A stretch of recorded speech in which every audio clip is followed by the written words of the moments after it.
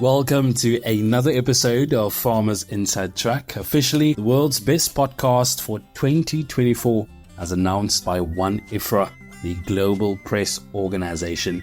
I'm your host, Duncan Masua, and in this episode, we're taking a deep dive into the impact of Fairtrade certification on South Africa's small-scale and new era farmers. We're joined by Sandra Ndlovu, the Regional Communication Officer for Southern Africa at Fairtrade Africa. Sandra spoke with Food For Mzansi co-founder Ivor Price at the recent 17th Fairtrade Cities and Towns International Conference, hosted by Drakenstein Municipality. She'll unpack how Fairtrade certification opens up new market opportunities, boosts financial growth, and enhances sustainability for local farmers. Let's jump right in. So Sandy, I was quite inspired by your efforts to kind of bring the small-scale farmer agenda to Fairtrade.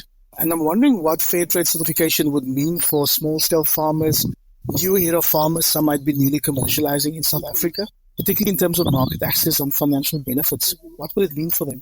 I'm going to address it in a few ways. The one thing is that Fairtrade certification for anybody, there is so much value in that, and especially for our small-scale farmers and our underdeveloped farmer communities, because what we do is beyond just looking at getting market access, etc., we also look at development of the small producer organization, because a lot of the time it is family-run and family-owned, and they don't have systems in place in order to get to the next level. And so what we do is we assist them and we give training and we help them. So we've got programs officers, we call them, on the ground on a daily basis who then work with these producers. However, caveat is we are not likely to certify you if we don't have standards yet for your product. Because if there is nothing to monitor you against, then how do we make sure that you are sustainable, that you are taking care of the environment, that you are... We need to have those standards in place. If we do not, and it's a product that's in demand, we will walk that journey with you in order to, but that takes a while. It's not just an overnight thing that happens. So that's the caveat. With fair trade, the two-word fair trade is very different to Fairtrade Africa. So with Fairtrade Africa, we focus on agriculture with a fair trade movement, and the way that the Drakenstein Municipality is now a fair trade town. It crosses barriers. So it is agriculture, but it's also arts and culture. It is tourism. It is everything. And so that's where there's a gap then for the small scale producer to come in and take those small steps towards becoming sustainable. And then from there on, move towards the certification. And so I love that the Drakenstein Municipality has become a fair trade town, because I'm hoping that it will become the blueprint and a challenge for other municipalities, other cities as well going forward. What would then be the main barriers to preventing these farmers from obtaining Fairtrade certification in South Africa? The first thing would be, do we have standards for their products? That would be the one thing. The other thing is cost. In all honesty, it is not so cheap for small-scale producers to get certified, which is something that we are looking at within Fairtrade, because we are passionate about getting the small-scale farmer in the sustainability or the fair trade realm as well. But we need to look at how do we make it accessible for them. At the moment, financially, it is a challenge, and we need to acknowledge that. That is the biggest barrier.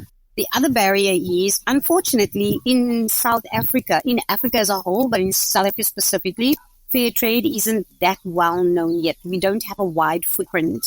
And so this is something that we are working on, trying to create awareness by doing training, but also we are hoping that as they see the farms or the businesses that are fair trade certified, that they would see the difference and want some of that, because there are so many benefits to being fair trade certified. In the rest of Africa, we've got a lot of small-scale farmers who are fair trade certified. It's only in South Africa where the hired labor and the commercial farms are a lot more.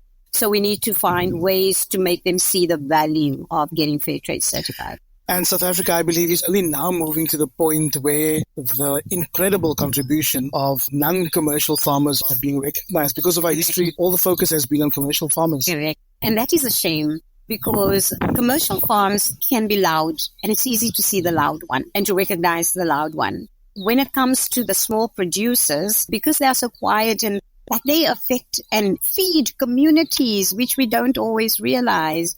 And this is where sustainability is. So a rural farmer in Timbuktu would be sitting there doing subsistence farming, for example, where his community come to buy from him.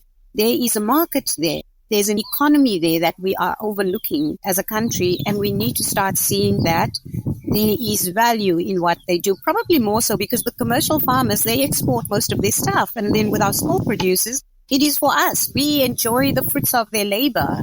And so we really need to give them the recognition that they deserve. Over the last few days, I realized that the principles of fair trade, as in the two words, it's also about consciousness on sustainability, being kind to people and planet. What can we do to encourage that kind of consciousness about fair trade amongst our farmers? You know what the beautiful thing is about fair trade in South Africa is everybody who has subscribed to fair trade, it has been by choice, because as opposed to Europe, we don't have laws about fair trade principles and values and sustainability and all of those. In Europe, they have it. And so they are almost forced to introduce it into their farming practices and whatever not. We are not forced in South Africa, but we've got a lot of producers who subscribe to those values and principles. And so we need to create more awareness. But awareness is not enough. We need to convert them to action, becoming sustainable. There are a lot of ways to do it. One of the things that we do as well is we have exchange programs, for lack of a different word. So if a small-scale farmer wanted to get into that space, we can connect them with a commercial farmer and say, learn from them, see what they are doing, and how can you necessarily just take it and plant it in what you are doing, but adapt it and contextualize it to what you are doing. And we walk a journey with them around that as well.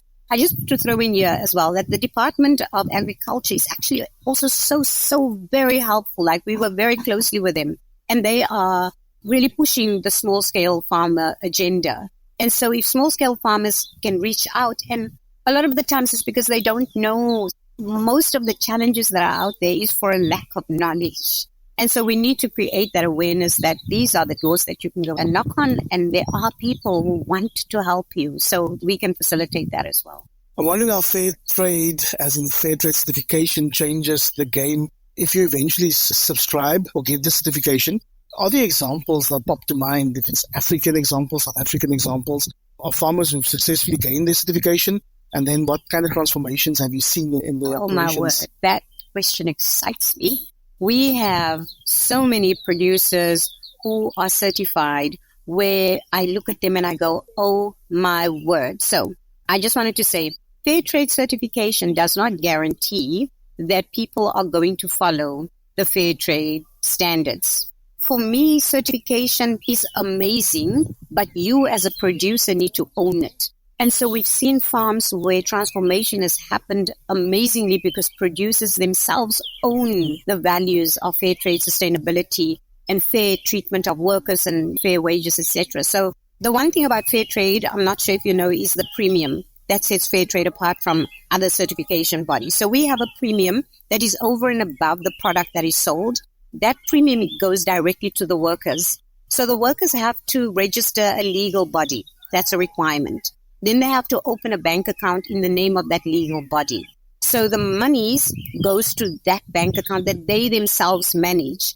They have one management that is also a signatory, so that because, coaching still needs to happen because we are dealing with workers who are used to getting a salary of 3,200 a month, and now suddenly they are getting hundreds of thousands of euros coming to their account. And so they get coached. We also work with banks, FNB specifically, who has been a partner in coming to give training on financial management, etc. And so what happens is that money, they then have to democratically elect a group of workers who manages that money and represents the workers as a whole. Then they democratically, as workers, they have their AGM every year. They have to identify projects that money pays for. And they have to draw up project plans for it. It gets sent to be signed off and authorized, etc. So it's a whole process. They're literally running a business. And so we've got projects where they have a clinic now, which they never had before. We did a story on the one lady on the Toys Club who was saying now she can focus on getting her work done or paying attention to a child. Before, she had to go far from where the farm is and spend a day at the clinic and then lose the day's money, or if she didn't have sick leave left or whatever, and those kind of things. Now the clinic is right there on the farm. She literally pops in, gets done what needs to be done, and she can return to work. That's the one thing. Another thing is mobile libraries. We know that in the farming communities, they don't necessarily have access. We now have mobile libraries that come to the farm. They can take out books. They sit there. They work on computers. The computers are also used for adult education, so it doesn't just limit it to the little children.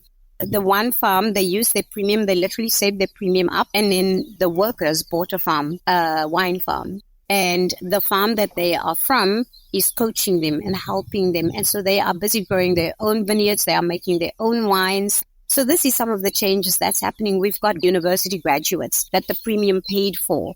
There's so many good stories out there of the benefits of Fairtrade certification and transformation that's happened. One family that I spoke to, I just asked them because they were saying that their son is at university and now has 2 degrees. And so they were telling it like it was no biggie, So I said, and how does that make you feel? And she just burst into tears. She was like, this is first generation. Not only did he finish high school, he's got 2 degrees, which is unheard of. Fairtrade Premium makes that possible. Fairtrade certification, sustainability makes that possible. And so there is value in that. It's incredibly inspiring to hear. It feels like Ubuntu in action. Yes, sir. Yeah, we're experiencing it. So given the growing focus on sustainability, ethical farming in South Africa, how do you see certification by Fairtrade changing the face of agriculture in South Africa? Like we have a problem with water in South Africa. We are seeing the climate is literally changing in front of our eyes, and we have standards that insist and that you get audited against that make sure that you take care of the environment. Don't use poisonous sprays, water, use all of those things. And so for me, that is the one thing already that one can look into. But also our history in agriculture in South Africa sucks. It is bad. We come from a history of the DOP system where people were paid with wine. And one of the Fairtrade standards is minimum wage. And we are now working on living wage, right? Living income. And they get audited against that by FlowCert.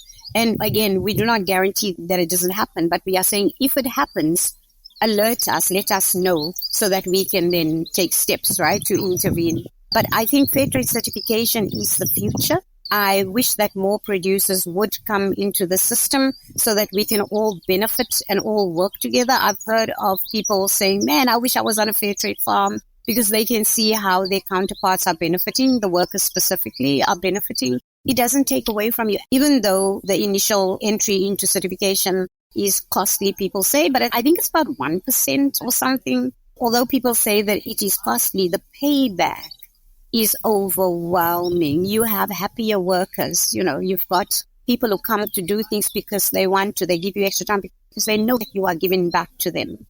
And then for small-scale producers as well, for them to be coming into the system, it's literally just getting them to the next step, because the most horrible thing is you are doing so good as a small-scale farmer, but you don't know how to level up.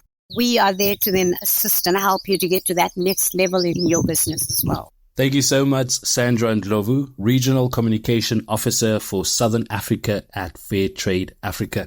You can, of course, read more on this topic by visiting www.foodformzansi.co.za.